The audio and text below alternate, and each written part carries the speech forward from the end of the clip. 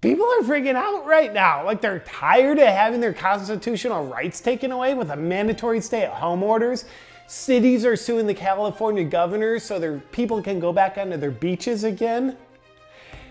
Idiots. Like, I'll stay at home for the rest of my life if they tell me to. Who knows how to make the best choices for my health and my life?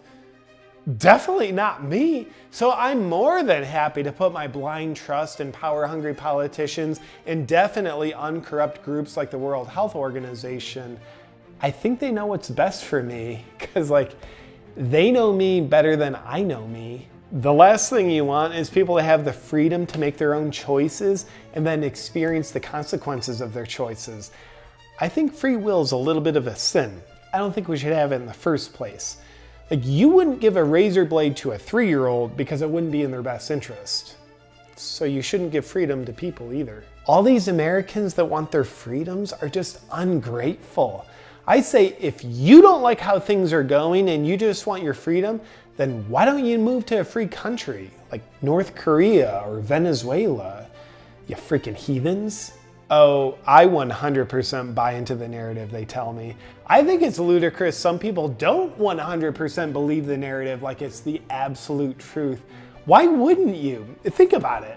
If you were in charge of a giant, powerful business that pretends it's a charity like the World Health Organization, you wouldn't spend your time carefully crafting your message to manufacture consent with the public to get them to go along with your mysterious agenda that's in your best interest that you tell them is in their best interest.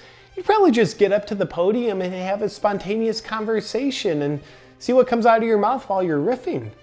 I think that's what they're doing. That's why when Trump gets up there and talks about things like injecting Lysol, it seems so out of the ordinary because he spends months carefully crafting his message. I also find the more scared I am, the more unwilling I am to believe anything other than the original narrative that they told me that they're still telling me, even when new, more accurate information emerges. Like when USC did research in LA County a few weeks ago and showed the amount of people infected with COVID-19 is 28 to 55 times more than we originally thought. Yep, because most of these people don't have symptoms, it suggests the infection is far less dangerous than we originally thought. And in contrast to the original guesstimation of a death rate of 4.5% in COVID cases, the LA County Health Department says the new research suggests the actual death rate in COVID cases is between 0.1 and 0.2%. That means the actual death rate in COVID-19 cases is 22.5 to 45 times less deadly than we were originally told. But this new scientific data is irrelevant to me because it's like I already made up my mind when I was the most frightened. And I'm gonna keep believing what makes me the most frightened because it just feels more congruent in my being that way. I'll also spend a lot of time looking for information that they shove in my face that confirms my existing beliefs. There's nothing like a little confirmation bias to help my mind continue to learn and expand. I'm also really good at believing the COVID death count, as anyone who is diagnosed with COVID-19 and then dies, irregardless of what they die from, pre-existing condition or otherwise, their death is labeled a COVID death. Makes sense to me. Instead of letting the doctor who is treating the patient use their medical education to determine the cause of death, I think the mandate to label it a COVID death is more accurate. And it helps the COVID death count get higher than it is. And the higher it is, the more scared I am. And the more scared I am, the more obedient I am. Yes, I would like a mandatory vaccine. I'm scared enough that I think more things should be mandatory. Sometimes the best medicine is like the best sex, non-consensual. They work on the same premise. But I'll tell you this, those vaccines better be brought to market without long-term human trials. And I think it will be. It's better that way because the long-term trials that prove a vaccine's safety and effectiveness are pretty arrogant. It's just like, hey, let's spend years rubbing it in your face how great this thing is. I say it's better to just be humble and forgo that bragging period. It's pretty well proven that being proactive and taking care of your health won't keep you healthy. Our only hope is in the pharmaceutical companies protecting us.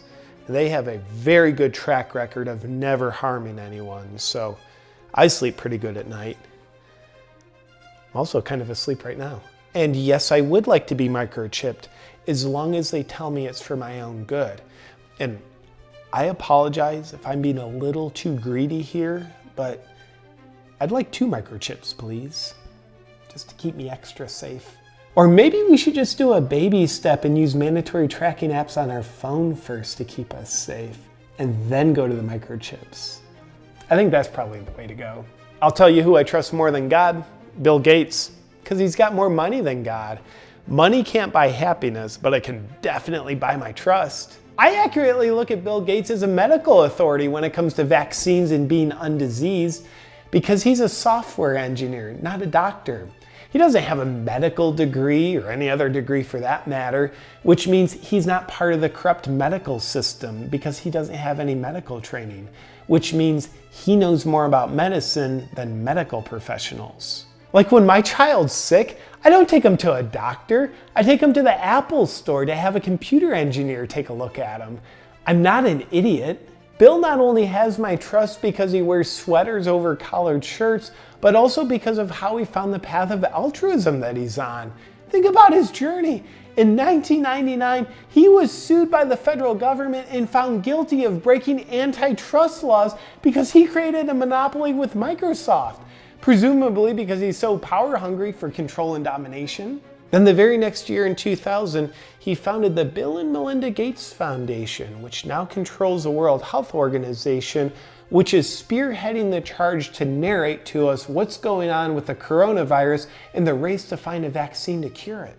He miraculously switched from being such a power-hungry Microsoft overlord breaking laws to the extent that the US government had to sue him, to just 1 year later with the Bill and Melinda Gates Foundation being such a shining example of altruism that he selflessly cared so much that he made it his mission to rid the world of disease with vaccines.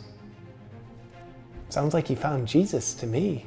There's no other explanation. Oh, and get this. This one time, a friend of mine who's obviously a conspiracy theorist who needs to be medicated had this outrageous theory that after he was found guilty in 1999 of breaking antitrust laws, Bill Gates realized that Microsoft could no longer be the vehicle that he used to gain more power and control, so he founded the Bill and Melinda Gates Foundation the next year to be the new vehicle for him to gain more power and control. And he even said Bill was smart enough to make the vehicle appear as though he's using it to help the world, even though he's just using it to take over more of the world, which would make the world help him take more of their power and control. So crazy. I was like, bro, he's not that smart. He's a billionaire, not a trillionaire. The mainstream narrative helps me classify anyone that doesn't go along with its narrative as an irresponsible lunatic conspiracy theorist. That way I can label them as crazy rather than thinking about what they're saying. So, my friend's a crazy lunatic. Thinking for yourself and making your own choices is dangerous during a time like this. Is that a blue pill?